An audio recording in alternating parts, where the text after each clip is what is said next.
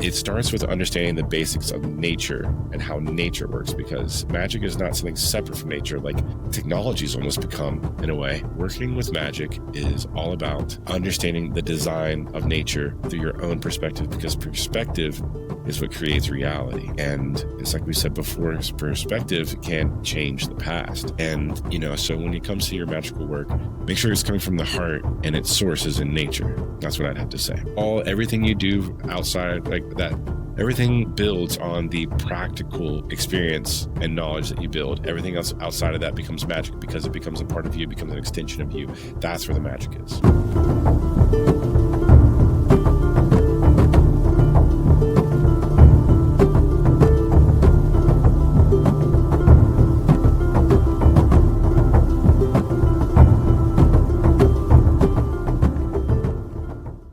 Hello, everyone. Thank you for joining us here at Tu Fra. We are doing yet another Altham Grove chat about the trees of the Ogham and other northern herbs that we have paired with them. And today we have literally a match made in heaven or the heavens, the oak and the mistletoe. And this one is such an immense focus because we all know that or maybe most of us know that the Druids of Celtic mythology got their name from the word for oak, which is dúr. And so the name for Druid meant knower of the oak or wisdom of the oak, or it means more like doorway. Understanding a doorway is what it would more literally translate to. And the reason I find this tree so miraculous and special is because of just some little facts. And before I really get into anything, I want to do just like a light guided meditation, nothing too crazy, but just something that ties into what I am bringing out into a video here soon. The oak really captures the essence of the three currents or the three self or the three realms that come up in almost every single type of culture. This is what I've distilled into what I refer to as the three currents of energy. And I've heard other people describe it, in a different philosophy. But the oak tree symbolizes the three currents of energy, which are the telluric, the solar, and the lunar. And this is sort of a philosophy I've cobbled together from all the research I've done. But essentially, telluric representing our physical energy that we can work with and manipulate here. The solar energy representing like emboss or like a divine inspired destiny type energy that we fulfill or we get filled with to complete or become the things that we should in our lives. Basically a communication with the cosmos. And then there is the lunar, which would be basically like an intuitive energy, a connectedness type of energy that binds things together through a shared ancestry, the fact that we all come from the earth and the cosmos and all these things. The lunar energy is just basically this internal navigation or instinct that resides within all of us and actually creates the essential patterns that happen around us. All things are subject to these energies in my mind, and everyone can disagree with me if they want, but video coming out that would explain all that. The oak, let's see, I'll start by trying to bring us into this meditation, which might symbolize or create the symbology that I'm trying to get across when we talk about the divinity of this tree and the mistletoe that directly works with it. This is one of the ones that actually has an herb working directly with the tree. And I'll explain more about why it's so important. But, for something I'm trying to get going in these chats, I tell people to bring an herb of some type and an earthen bowl of locally collected water. And these represent nothing more than the four elements, but you can, the great mathematical equation, you can always divide things down into base forms. And then you get two things that represent this. I mean, really it's three, but the earth that holds the water, and then the transformative power of fire to transport the essence of the herb into the air that we can, mentally partake in. It can actually affect our atmosphere and space. So what I want to do is go ahead and we're just going to maybe rest our eyes for a moment, try to forget that this screen is even here. And I'm just going to guide us through a simple sunrise and sunset with the main focus being on the oak. And this is all very like by the seat of my pants. So I rest my herb on top of the water, and then I just use that as a visual aid in my mind. So we're just going to go ahead and close our eyes if everybody's comfortable with it. If not, it's totally fine. We're just going to try to forget that these screens are even here. And I want to start by having everyone envision that early time in the morning before the sun rises, but you know it's on its way. It's about to peek over those mountains. It's about to be crowning at the horizon. And you can see a strong, muscly, flexing oak standing proud, whether it's in a field or in a nemeton, which is a grove of oaks. You see a very, very powerful one. And as the sun peaks in your vision, in your peripheral, you see the light shoot across the landscape and make contact with the very tip of the oak. Resting there in the top of it, you can see balls of mistletoe collected among the foliage. And what you eventually see is as the sun rises, the veil drifts down the tree, down its trunks, until the light has reached its base on the earth. This works as a visual representation of how we receive energy from the cosmos from the top down. We get this energy from higher realms, being able to take ourselves to a level of vibration that can bring us higher and closer to the spirits and gods that we always try to have a connection with and understand. Through the rest of the day, the sun travels through the sky, and the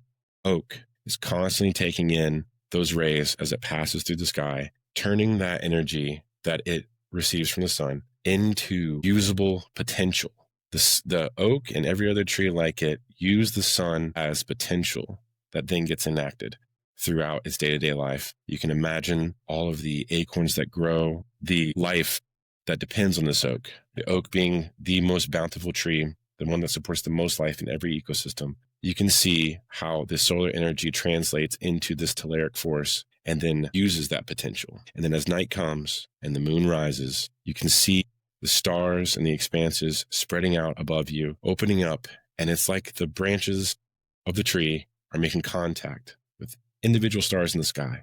And as you shift to one side, the ends of the branches make contact and the leaves make contact with other stars in the sky. And you start to realize for a moment that all things are connected. And here within this lunar space, you can see the visual representation of the intricate, almost mathematical pattern playing out every day and resetting and starting again. As we follow our intuition, we follow our divine inspiration, and we use those to interact with our telluric space, our telluric world.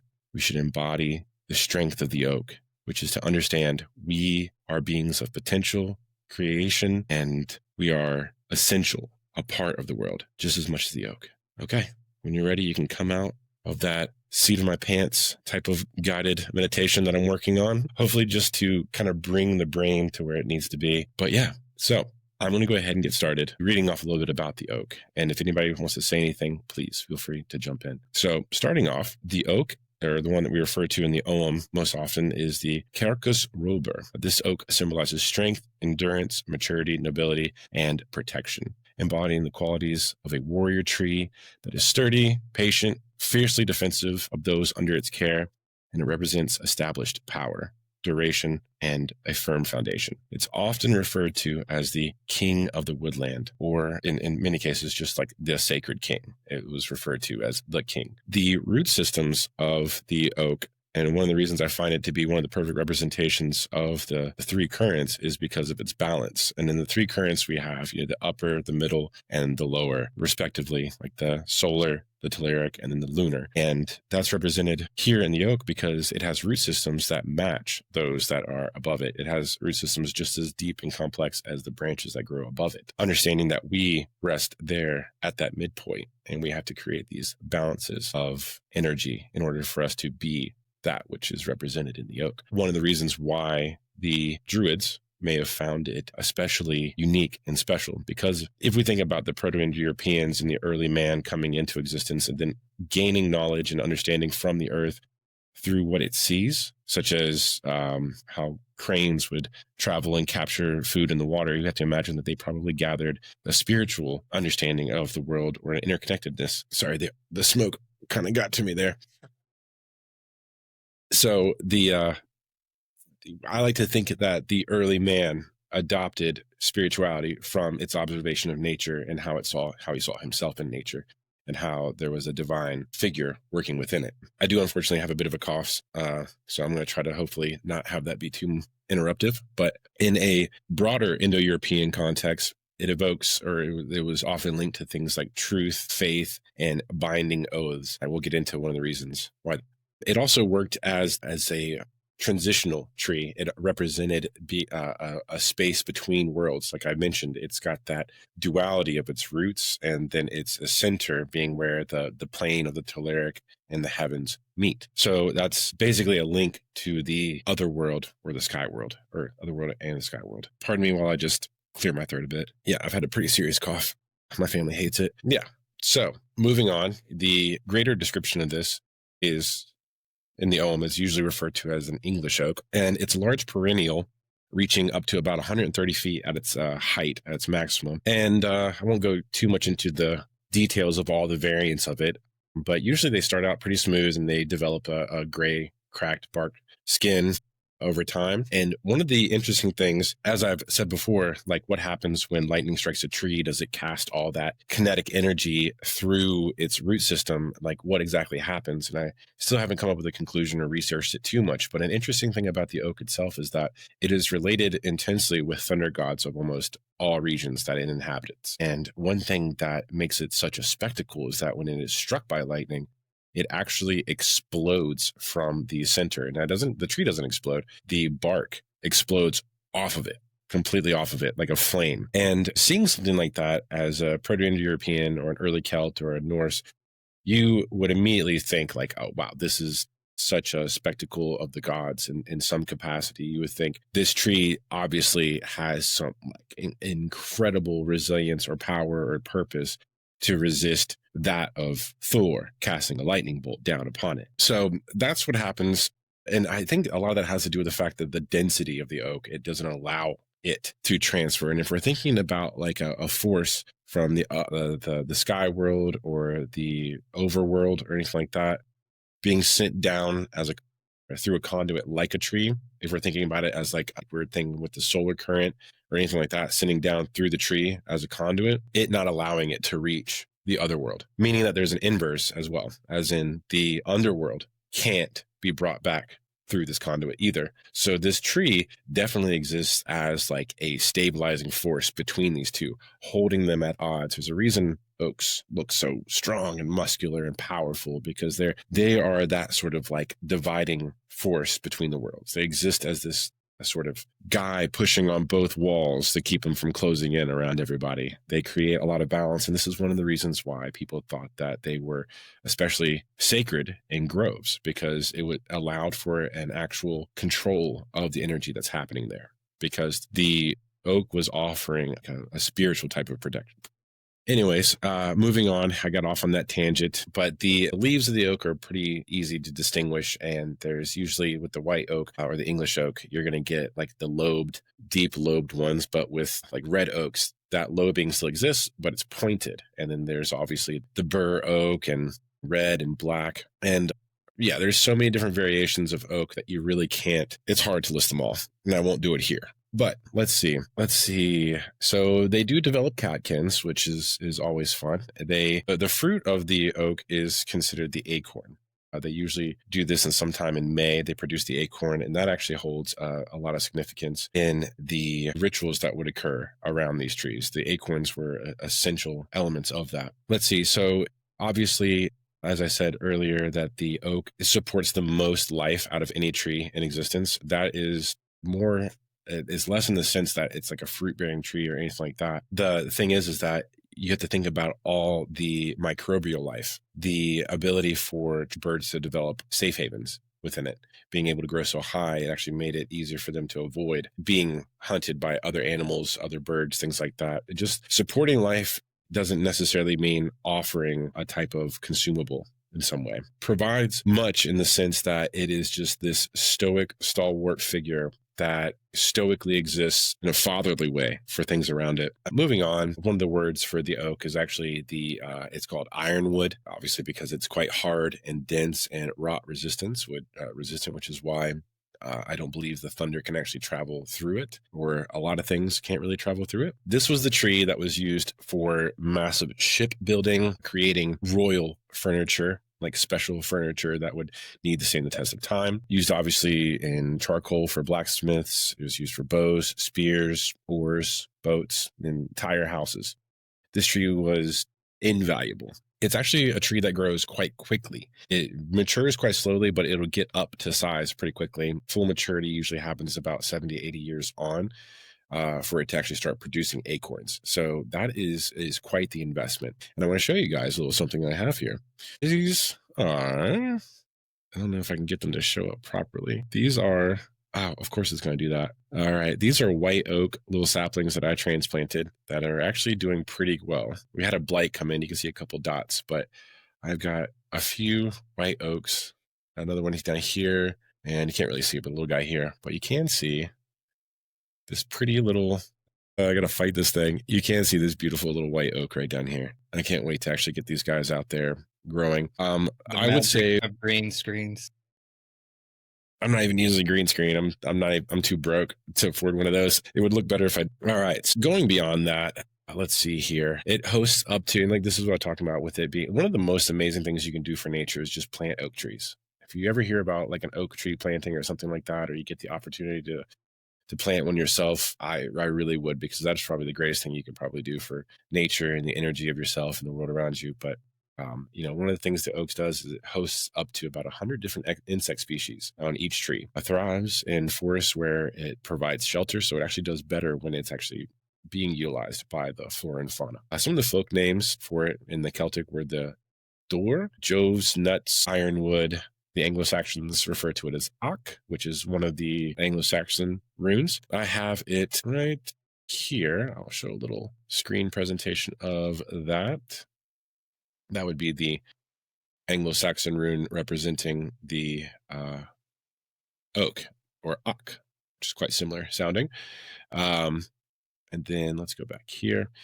All right, so then in the Old Norse, it was referred to as Eikar or Eik. The Old High German or Old High Germanic is Eich or Eik. Modern Swedish Ek, Danish Ek, Norwegian Ekterer or Sumrek. So yeah, little diversity there, but you can see that everyone had a similar perspective even through their language. Going into the medicinal uses, there's some interesting things here that start bringing us into the idea of the spirit of the oak, which is a distilled acorn brew that can be made that is more of a talisman than a medicinal. But the oak is a highly astringent tree rich in tannins, making it effective for toning tissue. So it works great as an externally for cleansing infections and actually trying to repair some skin conditions like aging, things like that.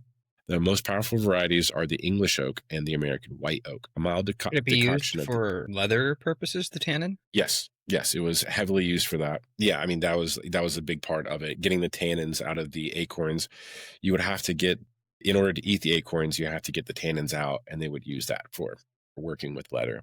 Just another reason it's this amazing supportive tree. I won't go into all the uses because there is just this massive number of medicinal uses, and I think people get tired of it. Maybe you can copy and paste it, or like a link to all of it, something like that for your channel.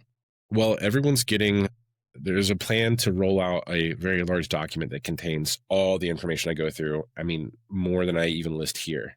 So once we finish this series, I think what I'm going to do is I'm going to open my Patreon with this. Not necessarily existing members are going to get a link. People that have been here, existing Discord members are going to get a link to just come in for free and be able to get that. But I might open it up to, might start by opening it up with an actual usable thing. But obviously the oak was used in a lot of different ways. The inner bark specifically used for sore throats, diarrhea, bloody stools, burns, hemorrhoids, nosebleeds, gangrene, tonsillitis, tooth rot, gingivitis, varicose veins. And then moving into the acorns, when they were broken apart and soaked in alcohol, you can use them as a tincture, which was referred to as a spirit of the oak. And we'll move deeper into what that might be when we start talking about the mistletoe, because the mistletoe is referred to as the soul of the oak or the spirit of the oak. In an interesting remainder of what we do have from Celtic observation from early on. All right. So basically you can find a way to heal just about anything on the body with an oak. There's a healing option for just about every aspect of the body. Maybe not every ailment, but every part of the body can be healed with an oak in specific cases. Let's see. So we talk about one of the early like with that tincture I was talking about with the spirit of the oak, one of the ideas of it is that it actually creates a remedy for loneliness. And even though it's an alcoholic beverage, it can help with some of the more negative habits. So taking spirit of the oak, which is a distilled alcoholic tincture of oak acorns, can help with the loneliness that one feels, potentially opening them up to the greater energies that circulate within the oak by getting them from its fruits, the acorns. One of the main reasons the acorns were so special is because it was used to fatten pigs, livestock, things like that. You would get so many acorns from a well-established oak that you could feed your livestock through winter simply off the acorns. Okay, I think I got it that time. Let's see. Yeah, an excellent pig feed. It's antiseptic for wound heals, things like that. Fever relief. Like I said, you can find tons of, I mean, I've got stuff in here for voice loss, mouth sores, chills, fevers, anything, rheumatoidism. I wonder if the, at least for the Germanic and Nordic peoples, the pig being kind of like a sacred animal in a sense for what it's dealt with is because of the oak and its association with the acorns and that kind of stuff with it too. I'm not saying there is, it's just something that came as a pondering thought based upon what you're telling me here. There is a tradition of, when it comes to the cutting of the mistletoe or even doing Samhain traditions, that the livestock that they would bring to slaughter would only be fed on acorns or leaves of sacred trees like ash or anything like that. So what they fed the animal also had a lot to do with its potency during the sacrifice for like a week or so. I mean, you see this in Bronze Age cultures too, like with the white stallions, things like that, the diets that they would put these things on when they were meant to be led into a sacrifice eventually. But yeah, the diet, I think they believe that diet had a huge impact on how the livestock was revered as a sacrifice, for sure. Absolutely. And you know, just the fact that they had a creature that could just readily digest the pigs, especially with the cattle, I think you have to do a bit more work. But with the pig being able to just simply eat directly from the tree, I think that probably told them a lot about what it was. And that's interesting because I always think about it, and you always think about Muslim cultures that want to say like pig is foul, you shouldn't eat it, all this kind of stuff. I've never really understood that. I mean, I don't know like some of the religious views on that. I haven't deep dived that particular aspect, but what I can tell you is that I know at least part of what it has to do with. It has to do with disease and making it so that way it was a practical thing when it came to the meat with the pigs and whatnot, especially for that part of the world where it was much more likely to have something happen in terms of diseases coming from the meat due to how hot it is and not being able to store properly and whatnot. So I'm certain that there are other reasons for it from a religious standpoint that they also have, but some of those religious standpoints are also going to be informed by the environment that they're in and from just practical purposes, just like anything else that's going on there. Another example of this, just to prove the point very briefly, is that like in Islam, if a wife leaves her husband or like he dies or something like that and whatnot, before she can go do anything, she has to be in isolation, and it's a little variant from country to country and whatnot. But, you know, anywhere from 30 to 45 days or whatever the deal is. And the reason for this was not necessarily to punish her, as a lot of people might assume today. It was to know who the child was, whether it was from the previous husband or not, and that kind of thing. It should she become pregnant, or if she was pregnant during that time period, for lineage purposes and all these other things that are going on there. So a lot of religious stuff came also from practical stuff, regardless of culture and tradition and whatnot, is the point. I mean, that even ties into what I was saying in the beginning, is that the early man was getting his knowledge, his wisdom, his solar sort of power or anything like that from the living world. He was getting it from the environment around him. He was learning from the creatures and the trees and everything like that, which also ties into something I think I've brought up before, which is a book by David Byrne called How Music Works, which I think could be translated to How Anything Works, which basically suggests that music is shaped by the environment. He proves this by looking up research papers on birds, a type of songbirds that exist in the Galapagos Islands, and they would transfer from one island to the next. And the thing is that they would sing one song on one island, and then as they moved to another, they would sing a different song. But the birds that came behind them would sing the song of that island. It could be that maybe some remaining birds stayed behind and their dominance maybe, kept that song there and they shared it with the birds that came into that space there or whatever. But I like to think that, yeah, when you look at other cultures, you can see the type of music they produced had everything to do with the type of instruments they could create, spaces they were in, and so forth. So yeah, I do believe that the environment On the is bird responsible for part, it. we know this is the case for it even without that because of COVID. So when everybody was in lockdown and the vast majority of people weren't allowed to go do stuff for what's going on with it, bird species behave differently in terms of how they were doing their songs and whatnot. And one of the impacts of it is that they don't have to sing as loudly during that time period as they do whenever we're not in lockdown, just because of how much noise pollution that we have in comparison for what's going on with it. And we don't know the ramifications of that because it's going to impact some of those bird generations to where their songs were quieter and they were used to that for a few years and whatnot, and then now it's a completely different world. So The effects we have. and so it's different. The point is you're opposite. Even with that alone, we know that it's influenced by the environment for sure. That's always, yeah, bringing up COVID's always a good way to see how nature responds with just a bit of a break, like how it happened in Italy where the water like restored itself to like near drinkable or something like that. It was no longer polluted. But yeah, so wrapping up this section here, any type of collection you do off the oak, make sure you do it in early spring before the summer solstice because it develops alkaloids. So it's a very specific time to get that, and always avoid the red oak and black oak. Those are for external uses only. All right, so moving forward, some Celtic spiritual significance with the oak is in Celtic traditions, the oak holds a profound spiritual importance as a chieftain tree, as I said before, king of the woodland, symbolizing endurance, strength, maturity, nobility, all that great stuff. But it also played a huge role as a literal shelter for early tribes. If you think about the untouched oaks of Ireland before it had been invaded, how massive these things must have been. The sheer bounty that these things offered and the protection that these things offered was immense. And like I said before, like with the ash, entire clans were built around central trees, massive ash trees, massive oak trees, and like we were saying, the environment shapes the culture in a lot of ways. Whatever your central tree became, it's influenced what type of weapons you made, what type of tools, the type of nutrients you had, the game that was around, everything.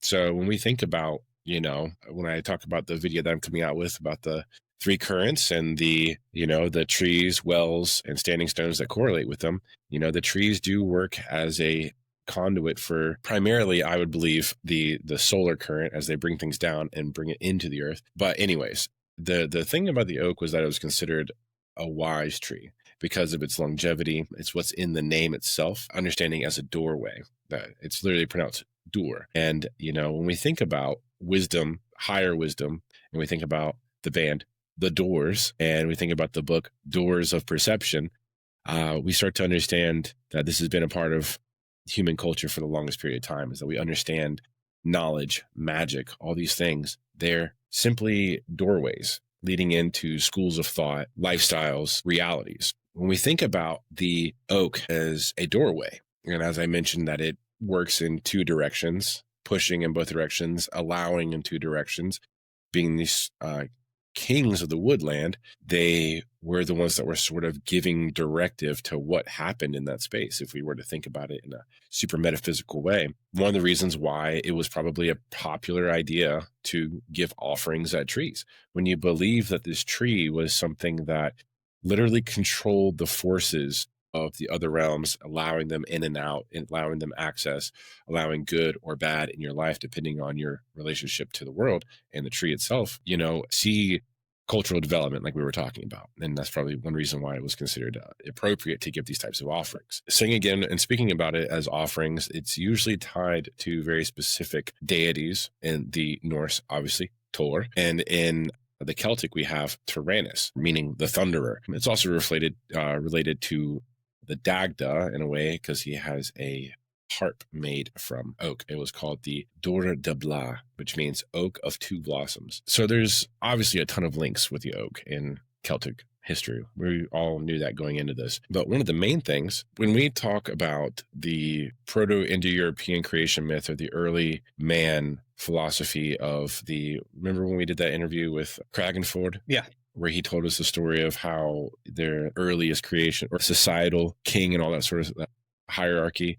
We discussed it earlier on in one of the videos too, how the chieftain or the wise man would receive things like the brain and so forth, and then the lower halves would go to the warriors and the gatherers of some type. The oak, when you were a sort of like high king, or heroic as the Irish would refer to it, it was usually your stewardship was marked by the oaks themselves. So having healthy oaks on your land represented, like having tons of healthy oaks on your land represented your connection to the land. It almost established your divinity in some way.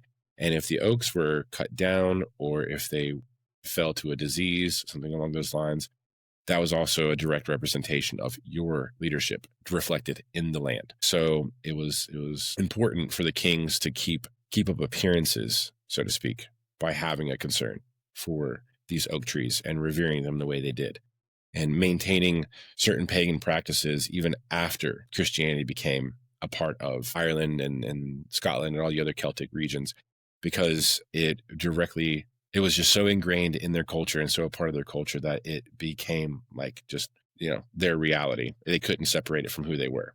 Let's see. So in some like Ogham divinative thoughts, and as I mentioned all the time, Ogham is sort of like a living divination that you experience by being a part of the world. This usually represents some form of self-mastery and a type of protection. You have some type of protection looking over you as you perform a higher level self-actionable task. Think of it as like your hero's journey, and when you find yourself in the presence of oaks, or understanding more about them, or when they come into your life in some way, or even simply start engaging with them, you can understand that you're dealing with the solar energy present in this world, and you're actually dealing with purpose, a sense of purpose. So anytime you actually want to create like harness some power or energy from the natural world, you want to do to help you in your hero's journey, so to speak. You want to engage in learning and gaining knowledge about the oak, because as our early ancestors did, we look at things in nature, we understand their nature, it helps us understand our nature. So going into it, I would say, and one thing, magical charm that can be created is the crown of strength. And I think I made a video about that recently, a little short about that, where you essentially take new growth oak with the leaves and the acorns on it, and you create a wreath for your head.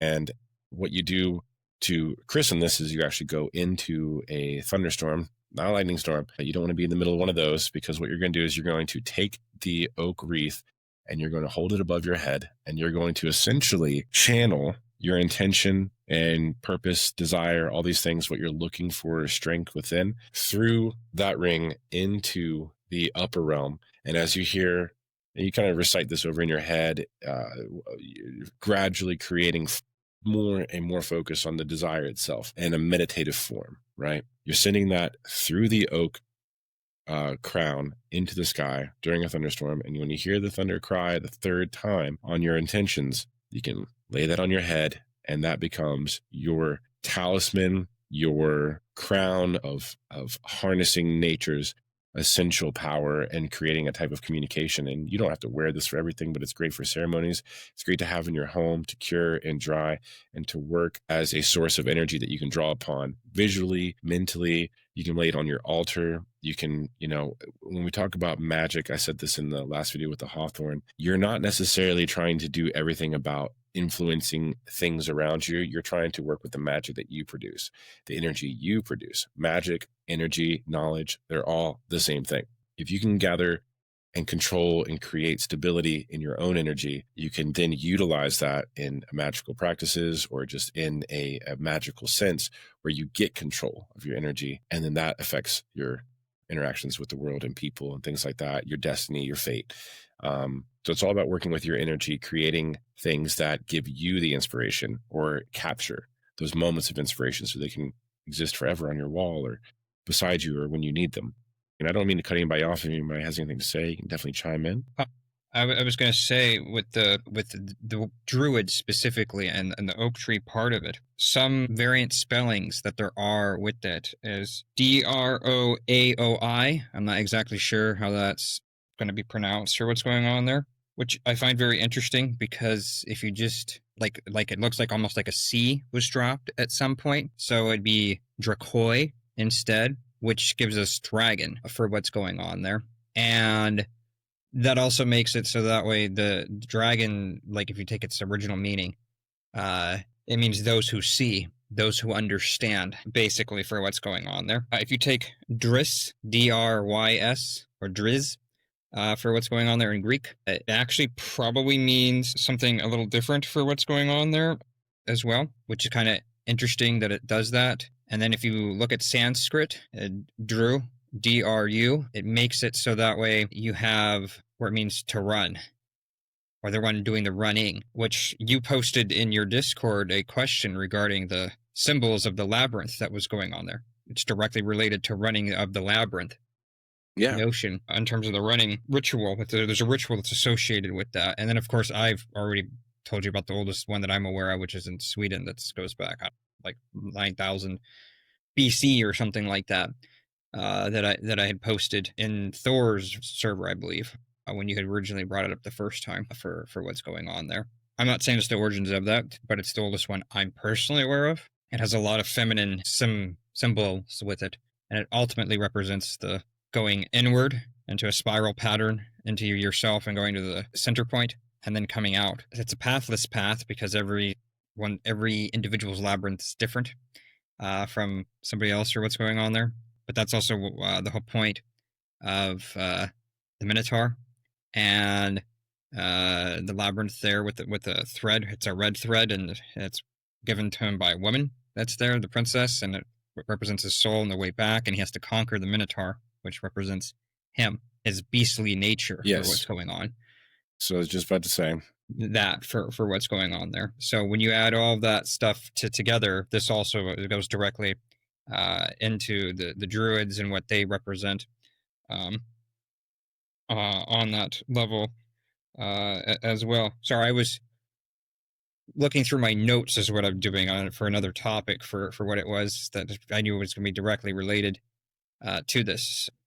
I saw Sean's comment there that we had both kind of missed at the point for what's going on with it. We had to do with the pigs. If you don't mind, I'm just going to briefly read it for everybody for video and whatnot. So it says, actually, the disease angle is overstated, which is probably true, since, like I said, I didn't know too much about it. Anyway, it had more to do with us versus them phenomenon. Pigs do not fare well in the desert, but do in all settled and herded societies, and they used pigs. The prohibition against pigs comes from the Abrahamic religions, and the Semites were mainly nomadic, desert people during much of their development. They brought their nomadic prejudice to the religion and their settled society. This was reinforced by their enmity with Greek culture, which prominently used pork, and that was shared by Sean, also known as Handir, for what's going on there. Yeah, actually, I do remember vaguely something reading about that from another scholar for what you're talking about there. I also know what you're saying is definitively true from a historical standpoint in terms of your little summation there. So thank you for filling in that gap in terms of what's going on there. You're right. The disease part is a smaller component than this part, which is more of the religious component that we were talking about before, which, like I said, that I had forgotten for what it was and couldn't remember. So thank you for that. Yeah, I mean, this is what it's all about. This is what these often grows are all about, is that they're supposed to really bring all of us together to really share the knowledge, put the knowledge together. It's not just about me sitting up here going through a bunch of medicinal notes, which let's see. Yeah, contrast with us, to whom pigs are sacred animals. Honestly, I mean, the one thing you have to worry about is the parasite or the worms that exist in these things. But anyways, I want to keep moving forward with this. So in the Norse spiritual significance of the oak, Norse traditions, the oak is associated with deities like Thor, as we said, Angrboda, actually the wife of Loki, the giantess.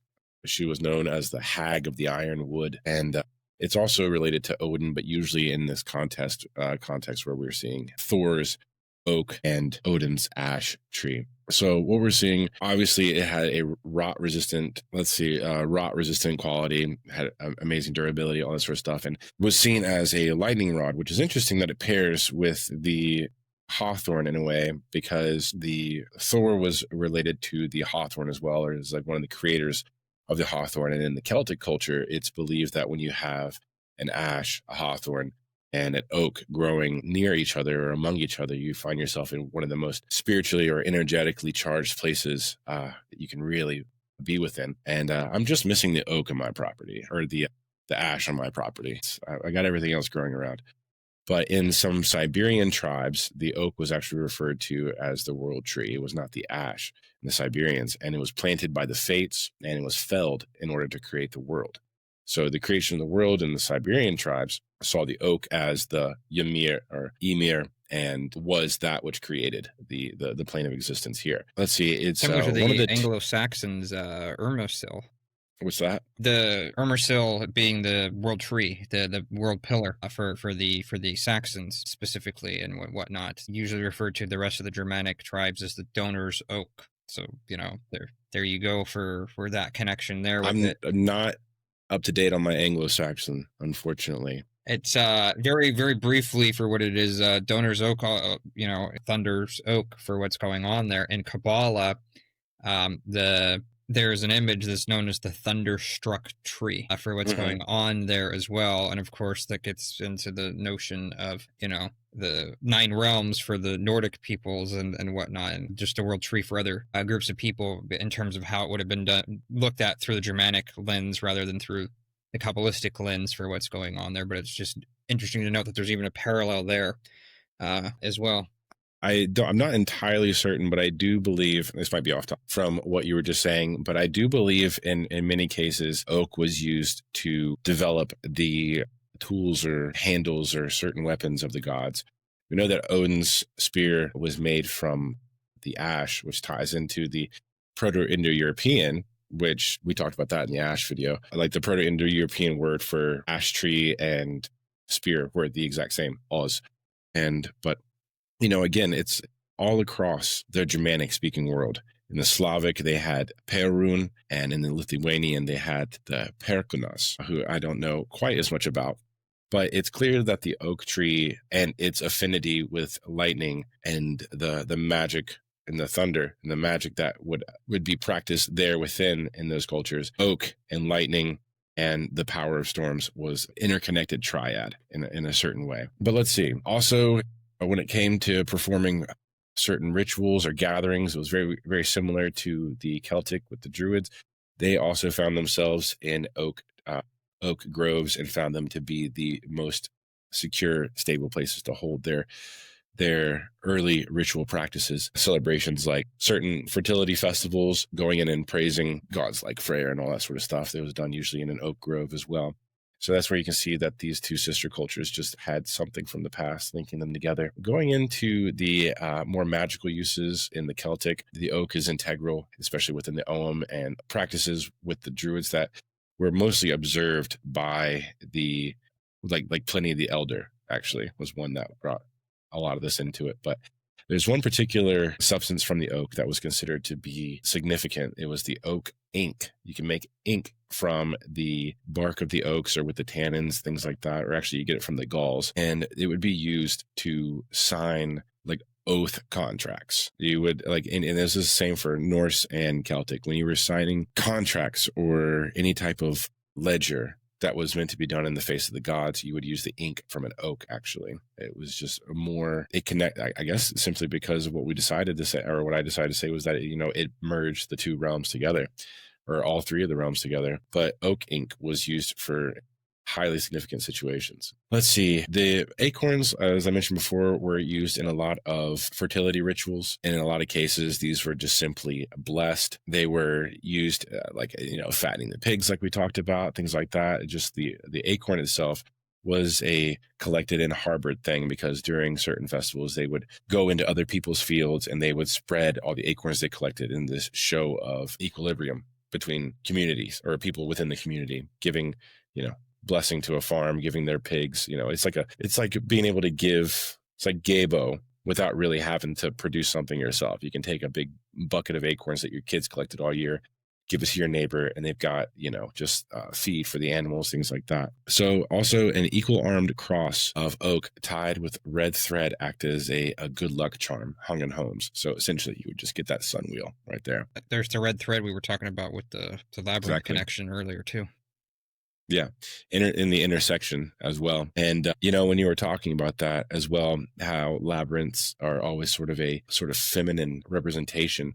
I mean, when you think about the individual going into the labyrinth and then confronting himself, going back out of it, it's a form of rebirth. The labyrinth is also, it just represents transformation as well in the form of like a rebirth. So the labyrinth also has to do with the double-headed axe of life and death on both sides, for what it represents there, for labrys, where it comes from. And then I didn't know that.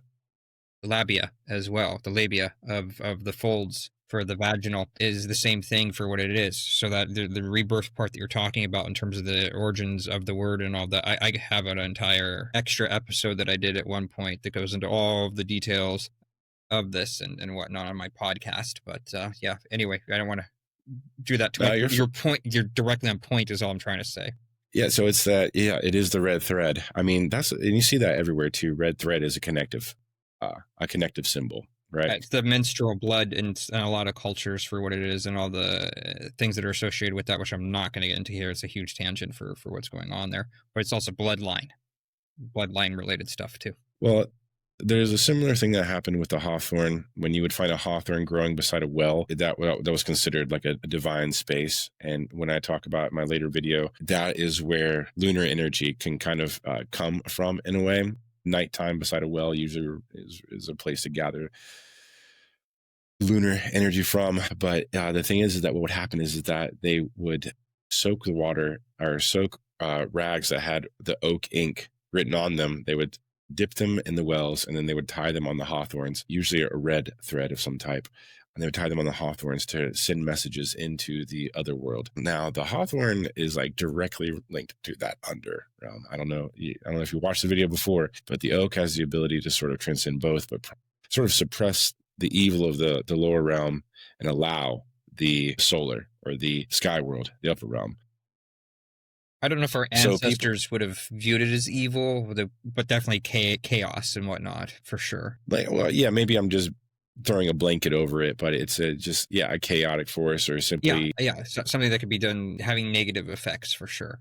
Absolutely. Yeah, and because there's every type of story about the gods or the fairy or the she or anything like that, where you see that there's never this Christ-like, this is great, this is bad, Satan, Jesus, that doesn't really exist. They represent the fractal duality of man in some way. But anyways, going further on, people would actually blessings on white parts or white ribbons, and they would tie them. That's the other thing I forgot. So what's that? The word bless comes from blood originally. Would be another representation of the red string that we're talking about there. Well, that's what you do.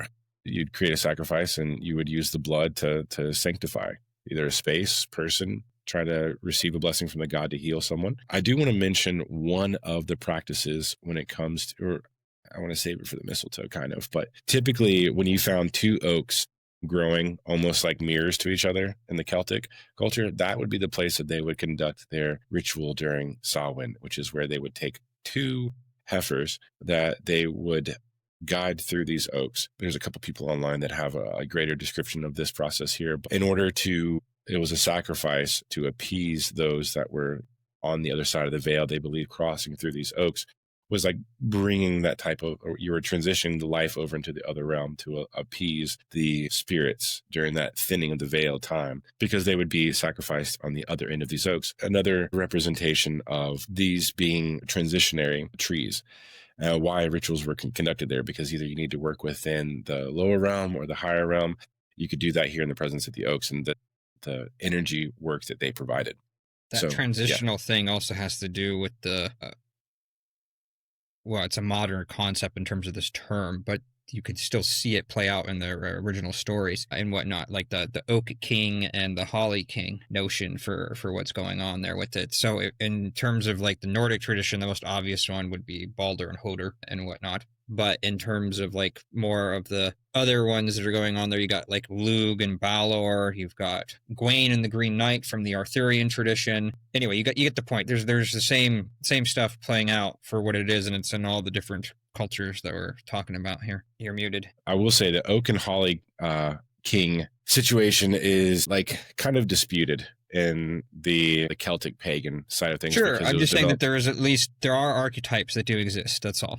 They do exist that are there for sure. I'm not saying that's why I said it's a modern terminology, modern understanding in the beginning of it. I'm not saying it's true. I'm not saying it's not, but at least the idea of winter fighting and transition and that kind of stuff with summer, that's still there. I do like the representation, and it does lend a bit of authority to the holly tree, which doesn't really get a whole lot. But yeah, so I'm gonna just keep going through here because I'm almost at the end of the section here. But I mean, essentially we've covered that. I mean, the magical work you're going to do with this tree, or as I was saying, you would take oak ink and you would write on white ribbons to celebrate or give blessings to new couples. So new couples would have blessings written on white threads that would be tied on oak trees, and they would usually have these celebrations among them.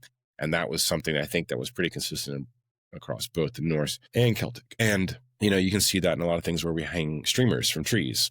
We always decorate trees and we think, where does that come from? Well, it's because people hung their blessings from the trees, and it was like a little competition to get them as high as possible and these sort of things. They still do that in Japan with Shintoism. Yeah, that's what I have to, I will say one of my other aside from the Celtic and the Norse pagan cultures, I would say the Japanese is the one that comes, I think, in third place for me. I definitely want to dive more into that at some point because I find it fascinating. They're like their relationships to the land.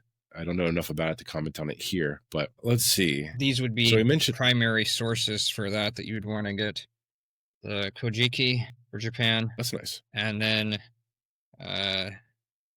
Nihongi. This is just too big. They broke it up into two books. You always have a book to bust out to contextualize everything. So I'm going to finish this up by talking about one of the most potent Germanic charms that you can create, which is the spirit of the mighty oak, which this comes from distilling acorns in brandy or whiskey. And you would perform a type of galder over top of this, basically asking for the power of lightning. And you would doing any type of magical work, especially with trees or anything like that, does require a personal investment. So it's not like, when people give you like, hey, chant this over this thing, and then you got it. It's not that simple. I think if they're not contextualizing it, saying that like, hey, you need to kind of like create your own spell here. Like you need to create a chant that works for you, that allows you to reverberate it in a way that actually affects the parts of the brain to have an effect on the physical world or the ethereal. In a way, doing Galder or chanting, anything like that, really has to be a deeply personal and self-crafted type of magic. So whenever you chant over anything, it has to be something that you've created, that you've put something into, because you can't just copy and paste somebody else's spell. So basically, you're going to create this tincture. You're going to get a ton of acorns, and you're going to get a ton of whiskey, and you're going to distill these together to make this sort of essence of the oak that you capture within a bottle. And as we move into the mistletoe, I'll talk more about how the mistletoe is considered the soul of the oak, or the sperm of the oak in another way. But basically the charm works as you create this, and you create healing, strength, and summoning the power of lightning, all this sort of stuff. I won't really dive too much further into it here. You would use this, and you would bring this with you into different rooms where you needed to provide healing, strength, or power. It would follow you around in that regard. Anyways, moving into the mistletoe. It's almost had to be this with the oak tree, because as mistletoe grows on many different types of trees, like the hawthorn, poplars, apples, ash, things like that. When it grew on an oak tree, it was considered to be the most divine herb that you could wield or obtain. And one of the ideas behind it was that when the mistletoe grew on the oak, especially on a well-established oak high into the sky, it was not permitted to touch the ground. The druids would actually spread out cloths all around below the tree in order to catch any part of it that might fall unintentionally, because it was believed that when the mistletoe came to touch the earth, it lost all of its healing and spiritual power. The mistletoe exists like entirely as a solar herb, existing almost entirely in the upper realm. And they believed that it had the ability to cure pretty much anything. They could make a distillation that would cure anything. But in today's age, it's come to be realized that it's actually highly toxic, but they are making great strides in cancer prevention and treatment using mistletoe, which when we think about one of the worst things that could happen to somebody, it's getting a cancer diagnosis. So, when somebody tells you that mistletoe could potentially kill or, cure your cancer, if research was able to be done in this more, that would to me, that would be like a heal all. If you can heal cancer, then that's pretty damn impressive. I don't have any mistletoe here presently, but I do have what I've ordered, which is a mistletoe tincture. You can find these online. And this one is from Best Botanicals, and it's pretty strong. I'll tell you what, it's pretty strong, but I take one in the morning and at night simply because of the fear I have of all the world's pollutants and everything trying to poison you and give you cancer. Yeah. So I fully believe in its healing capability. But then I'll just go more into the mistletoe here. It's botanically known as the Viscum album. It's actually it's an evergreen parasitic plant. So it's actually it's unique and just by its sheer nature, never actually grows on the ground. It will never grow out of a canopy. That's one of the reasons they found it so unique and special, and it drew their attention. So in relation to the oak, the mistletoe is a parasympathetic plant that derives nutrients from its host tree while performing photosynthesis. Essentially, the root oak is the root of the mistletoe. So when you think about that, you think about how powerful the oak is and everything that it can do. You then have this evergreen shrub herb type thing that grows upon it, only high in the sky. Yeah, that's pretty impressive. It basically harnesses or develops out of it in some way. Really what it is that it gets transferred because birds will come and eat the berries, and then they're very sticky. They don't get fully processed. So they'll go and they'll shit and it won't get off their butts, and then they'll wipe it on trees. So that's how it actually transfers and grows. It doesn't just magically develop out of the tree as it might have been thought to have done. But it's interesting because the mistletoe has these, one reason why it was referred to as the sperm of the oak is because it's got these very white little berries on it that when you pop them, it looks like semen coming out of these things. And it's incredibly sticky. And I know we've all been there. So let's see, going forward, it's a bad joke. So from here in the English, the word for mistletoe actually refers to as different twig. So the idea is that you're following the oak and then you notice a different twig growing out of it. Typically focuses on the Carica species of tree. Let me get to this section. So the ancient Celts viewed the oak as sacred, obviously. I think I might have overlapped here. So mistletoe on oak was seen as the heart center of the divine spirit of the tree, containing its detachable soul or a life force. In Druidic practices, groves always included at least one mistletoe oak, harvested ceremoniously to avoid touching the ground, as this would bring bad luck or dissipate potency of the mistletoe. The plant acquires the taste of its host, meaning that if it grows on an apple, it would have an apple flavor. But with the oak, hosted mistletoe considered superior in flavor and magical potency. So it's basically like grafting in a way, grafting itself onto its host and developing the properties of that host. A lot to explore there scientifically. In the Norse context, while not explicitly tied to the oak, the mistletoe is described in myths as a young shoot growing west of Valhalla or Valhall. And some interpretations suggest it may have once been envisioned as a tall, freestanding tree before being reduced to a parasite as punishment for its role against Baldur and his death. Runic inscriptions and sagas such as the sword name Mistletoe in Old Norse further link it to plant-like sprigs or branches, invoking a redundancy like mistletoe shoot. So there are runic inscriptions that show up in Old Norse talking about the mistletoe and how they might have viewed it. I don't know if you would see too much mistletoe in the North, and that's probably where the misconception came from in the story. When we think about the story of Loki giving Baldur's brother a mistletoe arrow or spear to pierce and this is the interesting thing about it. The one reason why is because I think it was Baldur's mother. I have it listed right here. I probably could pull more of it up. Frigg. But I believe it was Frigg.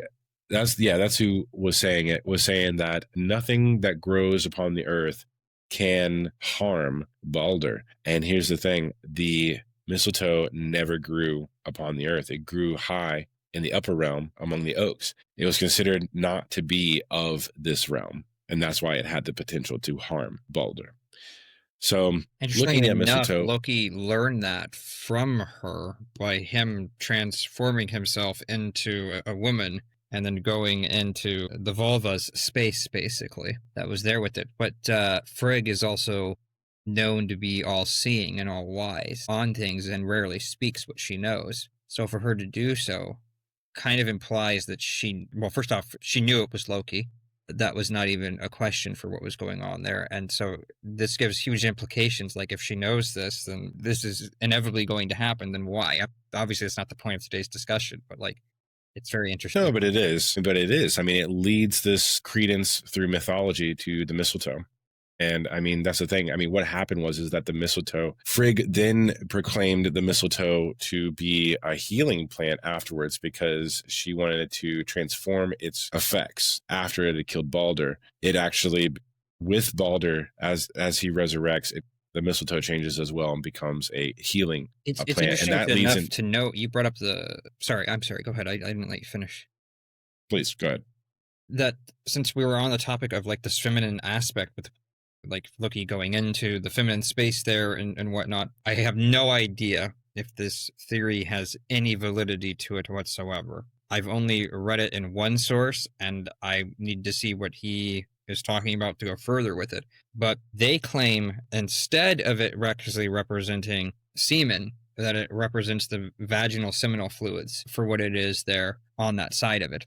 Regardless, it's still sexual in nature of some kind. It's just a matter of whether it's the feminine or the masculine that's going on there. I just thought I'd throw that out there for whatever the heck that's worth in terms of potential for it. I do believe the mistletoe is not, it does require a female. It's not asexual or however it's not a reproductive. It does require a female. I believe. Let me move into some of the medicinals about it, because this is what I found pretty interesting about it, because a lot of people don't think of mistletoe as a medicinal, but in a lot of the more like, you get the anthroposophist communities that actually do dive into these types of things, which is one praise I'll give them. Mistletoe is described as a narcotic and a nervine herb that requires careful handling due to its toxicity. It should never be ingested raw, as it can be lethal to humans, and is potent enough in myths to slay gods, as we've discussed. It's most effective when prepared as a tincture or infusion from the fresh green of the plant, and drying eliminates its potency. Historically, it was used as an emergency nervine to sedate individuals in severe hysteria. It also addresses sudden high blood pressure, heart conditions, hypertrophy of the heart, and valvular insufficiency. Additional applications include treating severe epilepsy, convulsions, arthritis, and also known as an antidote to certain poisons. In Celtic and broader European folk medicine, it was known as the all-heal, or the universal herb. The Scots Gaelic uleik, meaning all-heal. It was also used in the process of breaking hexes. So if you're experiencing a bout of bad luck, you can look into doing some type of work with that. Also, a big part of this, and why I was also referred to as a sperm of the tree or a sperm of the oak, is that it can actually heal infertility in animal and livestock. It was used widely in reassembling, possibly due to its white berries being able to resembling eggs or semen when crushed. And they would use that with their livestock and with their patrons to heal their infertility. Among the Rhine-dwelling Teutons, potentially Germanic rather than Celtic, a glue was made from mistletoe and was used as a panacea against women's sterility, disease, witchcraft, and also used for bird catching. The glue itself. In ancient Greek traditions, it was called like I said, the sperm of the oak. Modern investigations explore its potential in treating cancer, high blood pressure, and neurological conditions. I have a thought that just came to me. I was wondering, like, we were talking about like the fluids again with the sperm idea that you were bringing up. I wonder, because there's different species of them. Some of them are like red or more pink in nature and whatnot, that if the white one equals the sperm, but then the red one equals the feminine side of things, or what's going on. They're going back to like the notion of the menstrual blood idea. I think so. I think you have something there. even not to mention the qualities that it would take on from the different trees that it would inhabit. Just like the sheer, see, when you think about it as like a cure all, it's not like that one particular one could be used for anything. When you think about its grafting property, if it was to grow on apple Right. trees, Apples would get or that. If it was on a hawthorn, it would grab that or wherever. Yeah. and then not to mention the different, like you were saying, the different species of it in certain ways. Yeah, I mean, if we were, that's honestly a fascinating thing to even think about. I hadn't even thought of that. Perhaps mistletoe did have the ability to, yeah, I mean, gather the essence of a tree. I mean, that's what they were talking about, creating a detachable soul, which I was curious about what you thought about that. Like something being able to parasitically attach to something and then remove it, and it's considered removing part of its soul, and then being used as a healing object in some way. I mean, I'm not sure if you've ever. that's not even something that has to be looked at from it. Like if you go from the basic understanding of all religions for where their base is, it's animism, right? And so that just means that everything has an energetic spirit of some sort in it. Some are more potent than others. Some are less potent in terms of what's going on, but they all are animated with spirit for what's happening there.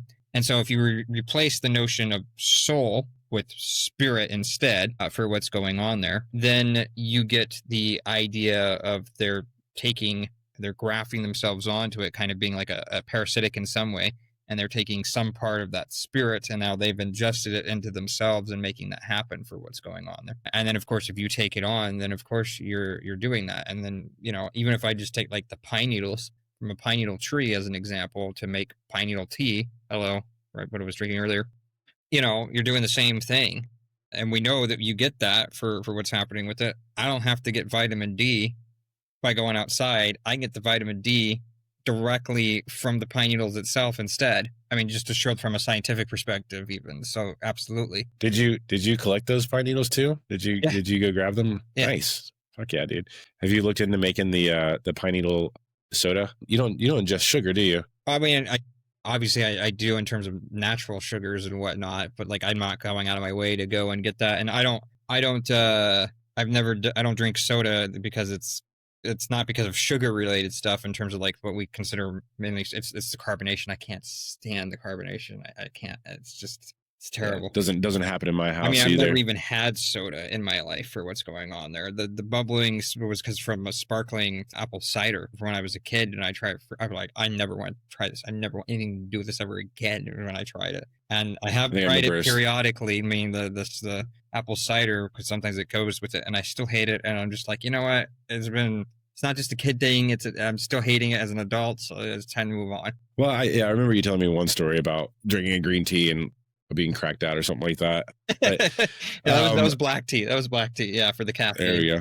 Well, I'm going to go ahead and try to get this wrapped up with some of the magical context. We did cover kind of everything I had listed for some of the history and symbology of it. I will say, to drop a little bit more here, the ritual that has been attested to, the mistletoe and the oak that the Druids performed, is that the Druids would climb to the height of the mistletoe. They would collect it by slicing it with a gilded scythe. They likely didn't have full gold scythes. They had a gilded one. Yeah. And that makes me think also for sure that they had for the guild. Absolutely. Yeah. And that's the thing. One thing I thought about there, because I have this huge theory about what gold actually is, going into Egyptian showbread, all the way down to that, down to like how it was, like, why is gold such a precious thing on this planet?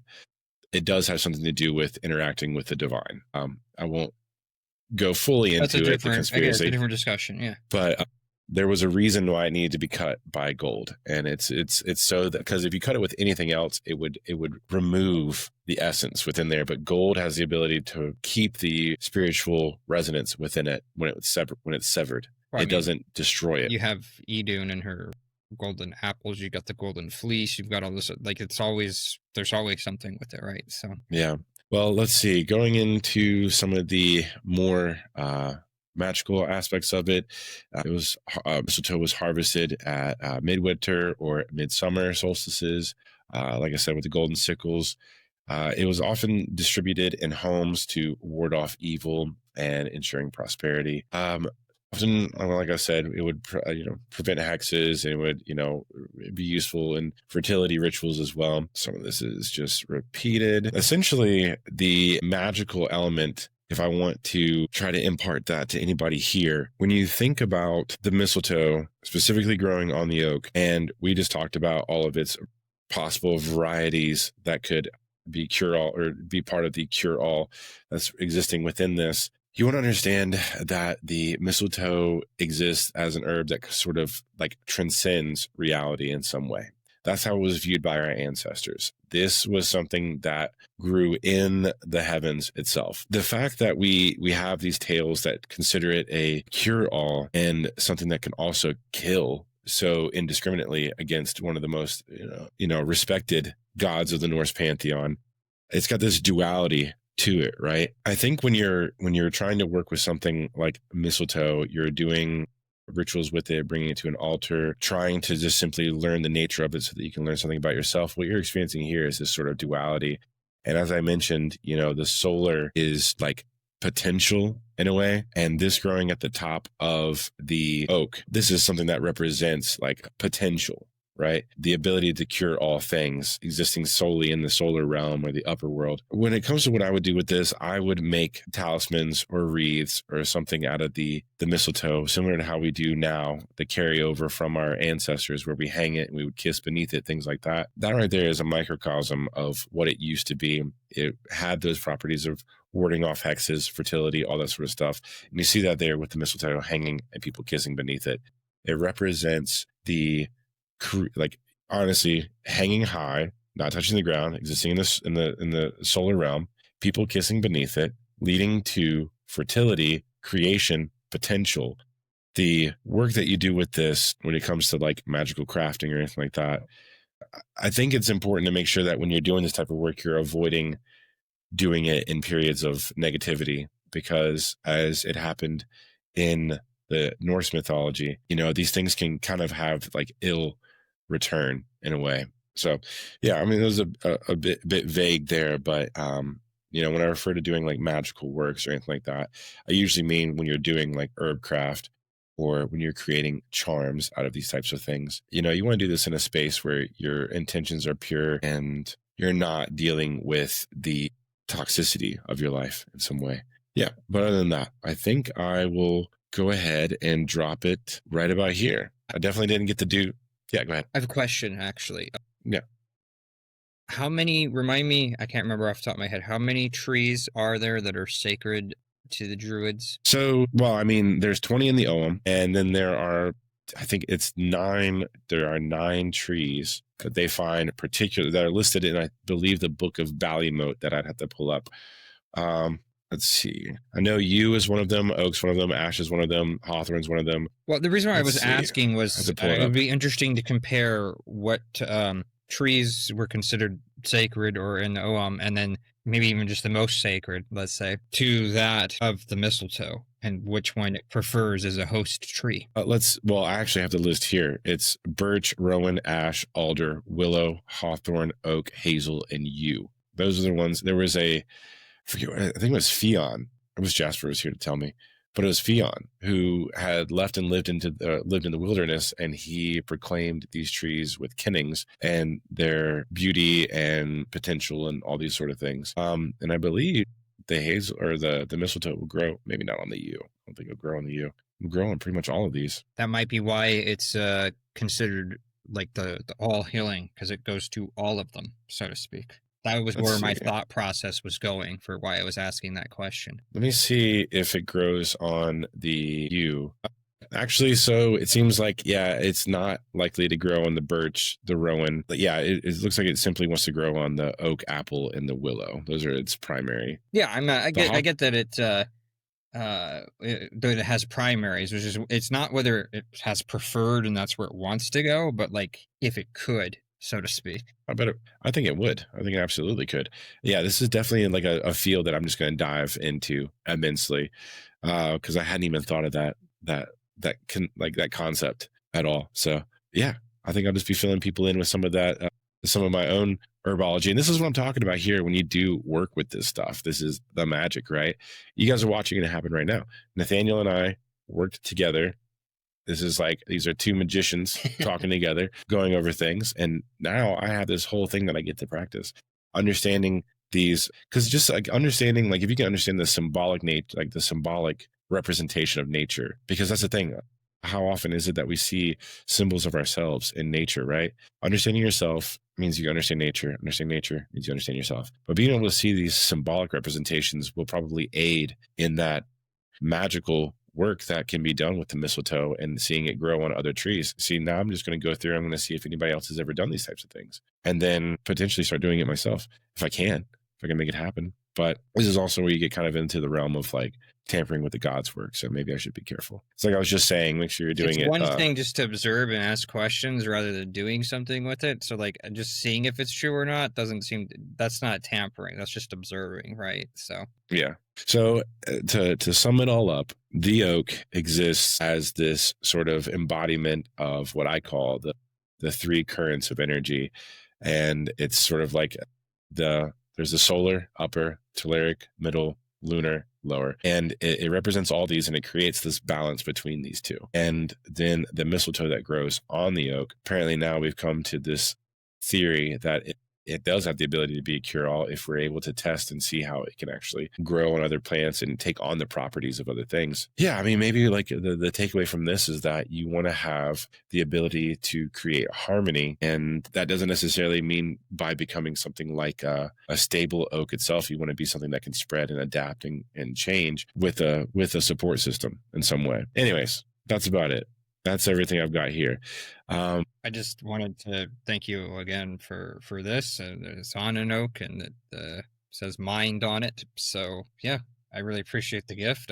I know it has nothing to do with this video for why you gave it to me originally, but still it fits perfectly for it. Yeah, and it was pretty much and you guessed it too when I was crafting that. I was like, you know what tree I'm doing for you? And you were like, obviously. Yeah, you had it. But yeah, I mean, yeah, and like I said, that's the other thing too. Working with trees is I guess I kind of skipped over the whole aspect of doing stave work as well.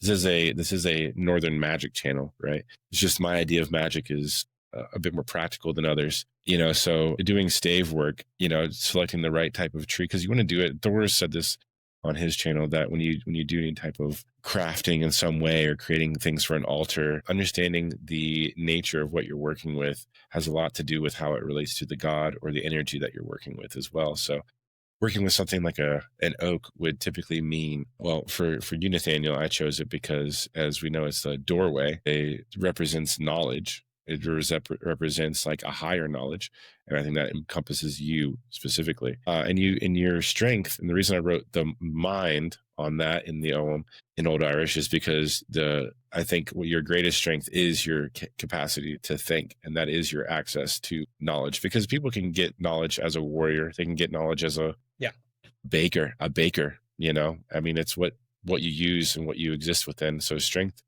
of the oak, knowledge, higher consciousness doesn't come from just doing a lot of research. It can come from, genuinely exploring your life and being a part of it. I remember you were talking about librarian.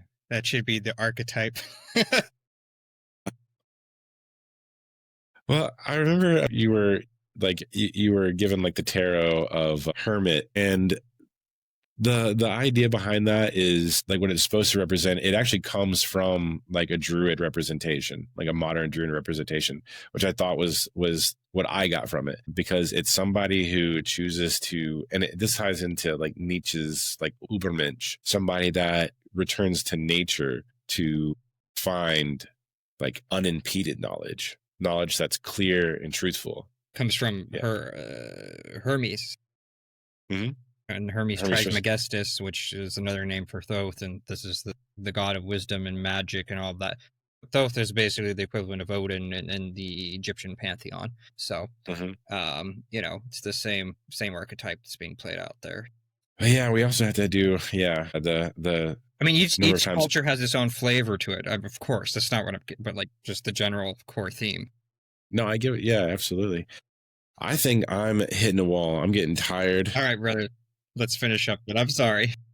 No, you're fine. Actually, I love it. It's just this cough has been killing me. Health first. But right? yeah, Health first. Of course. And, I really appreciate you being here. I appreciate everybody joining in and coming and be a part of the Author Growth chat. Hopefully I was able to give you some type of perspective on the oak. I personally enjoyed it a lot. Just for whatever that's worth. Yeah, just don't go trying to kill people with mistletoe. They probably won't appreciate it. And like I said, when you're trying to do magical work, it starts with understanding the nature of stuff. And when it comes to creating a magical practice that you use for your life, it has to come from you. It has to be something that you explore. I can't tell you, hey, do this thing, carve this symbol, whatever. It starts with understanding the basics of nature and how nature works, because magic is not something separate from nature like technology's almost become in a way. Working with magic is all about understanding the design of nature through your own perspective, because perspective is what creates reality. And it's like we said before, perspective can change the past. And, so when it comes to your magical work, make sure it's coming from the heart and its source is in nature. That's what I'd have to say. Everything you do outside like that, everything builds on the practical experience and knowledge that you build. Everything else outside of that becomes magic because it becomes a part of you, becomes an extension of you. That's where the magic is. Anyways, thank you for joining me here with Nathaniel to Author Fra. Thanks for being a part of our Author Growth chat. And we'll be coming back at you again bi-weekly with another tree. I kind of went week to week on this one by accident, but yeah, come join us on the Discord, and we can start voting on what we're going to get into. We're going to start chatting about after we finish this series. I appreciate your time. Thank you very much. Hey, man. Yo, what's up? Long time no see. Yeah, sorry about last week. I told you the previous week I wouldn't be there, but I accidentally got way, way too lost in my studies. Didn't realize what time it was. When I texted at around 1 a.m. or whatever it was, I legitimately thought that it was around 8 p.m. because of how in depth I had gone with shit. And I'm like, why the hell am I so hungry? Yeah, you got like that's why I'm so hungry.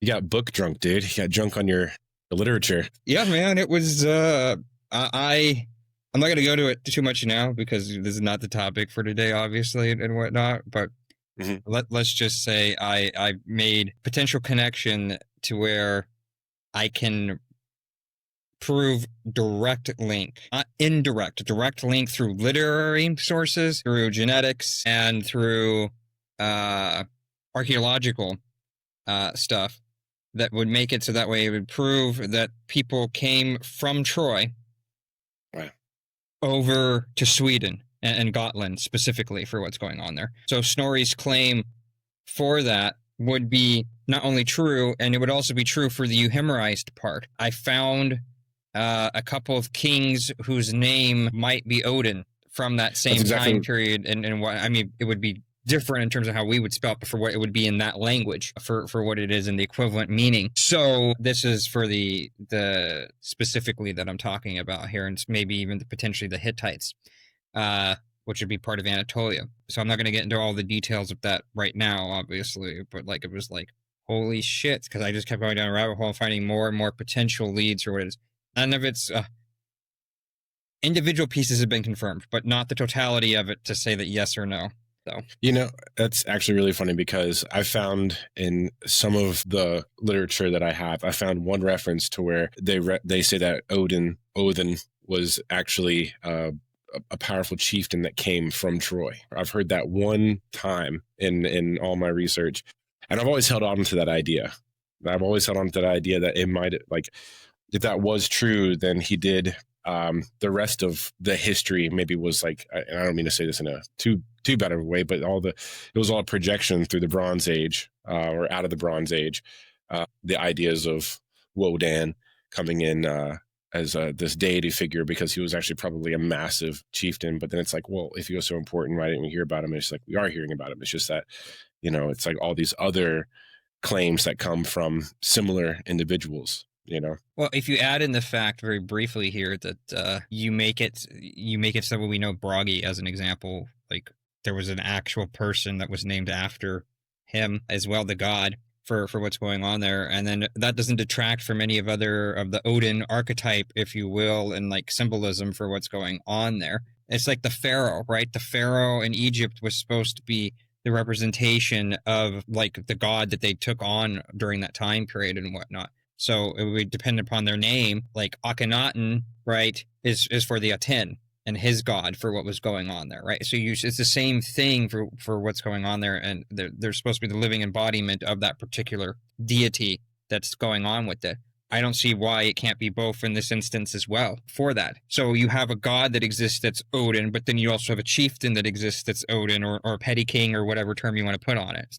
I've wanted to make, after the end of the series, I have a whole slew of videos that I want to artfully craft and put more time into rather than these open discussion type things. I want to keep doing this because I think this generates good community, but I've wanted to do a video on, like, continual videos on Odinic figures, like echoes of Odin in media and all types of things. And the first one I want to get started with, and it ties into the release of the new game that comes out, but actually Naked Snake, Big Boss from the Metal Gear series. Everything about his origin story lines up with that of Odin. He's literally hung, loses his eye, becomes like a war chief. Like, his whole story, I want to make a video that basically describes, like, like Big Boss is actually just Odin reimagined in the Cold War, you know? So that's just a thing to appeal to the nerds like me. But well, one of the things the reason why I was even studying this to begin with wasn't actually for the Germanic Nordic stuff, just to be clear. It was actually for the Grail related stuff, for what's going on there. Because one of the theories behind the Grail is a regal/royal bloodline from descendant of Jesus Christ and that kind of thing, for what's happening with it. mm-hmm. And, you know, I'm not going to be too focused on that, but that's the historical side rather than the spiritual side of things. But it still gives you direct insight to these people if you can trace them through their migrations and movements throughout Europe and that kind of stuff, and the Northern Africa and the Mediterranean world, let's say. Because if you can do that, then you can follow how the story came into being for what's going on there. And part of this research, if the research is correct, which I have to go and, like, I have a breadcrumbs, but now I need to go and prove it, so to speak, or at least get to where it's like a hypothesis that's good enough for me to present. It would make it so that way that it's definitively proven that we get to where this one of the lines there married into the Goths specifically, and whatnot, and then those Goths made it so that way you would go to the Merovingian kings, which is where most people stop when they tracing it backwards or starting from there and moving forward from, you know, other stuff that's going on there. So it's kind of interesting because I wasn't even trying to find this stuff in terms of a Nordic Germanic connection, but it turns out there probably is one in some capacity or another. Yeah, it just proves that interconnectedness and that growing sentiment of the origins of mankind that's getting unveiled that we were talking about earlier in the Discord. But yeah. Anyway, enough of that. Let's focus on. I'm gonna put that as a clip at the end. I'm gonna make that a bonus content at the end, and I'm gonna plug you like I always do on your channel. But yeah, okay. So I think we got a couple people here. Maybe some more will show up shortly. And there it is. There is the oak. Oh, nice. We do have more people coming in.